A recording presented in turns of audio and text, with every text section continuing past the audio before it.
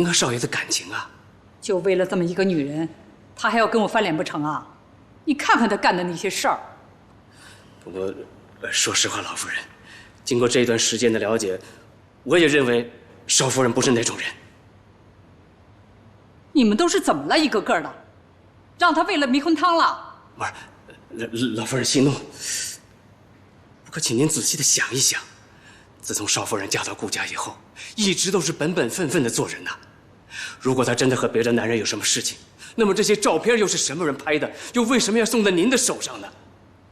所以這件事情沒那麼簡單。老夫人，少爺不是說了他會調查清楚的嗎？所以還請您再給他點時間，我想少爺一定會給您一個交代的。那好吧，我再給他點時間。要是再查不出來的話，那個賀錦熙就必須離開顧家。是。照片是 PS 的，技術還不錯，陰影、光線、連接處處理的都很自然，可以說花了錢的。你們怎麼鑑定的？靠譜嗎？你猜？說正經的呢。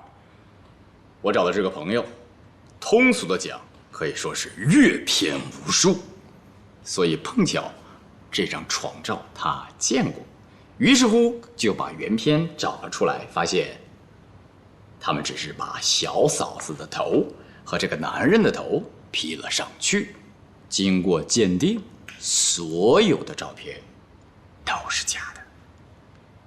這個男的什麼來路？不知道，不過我覺得你應該問一下小嫂子。我覺得這些照片和這個賤男人有很大的關係。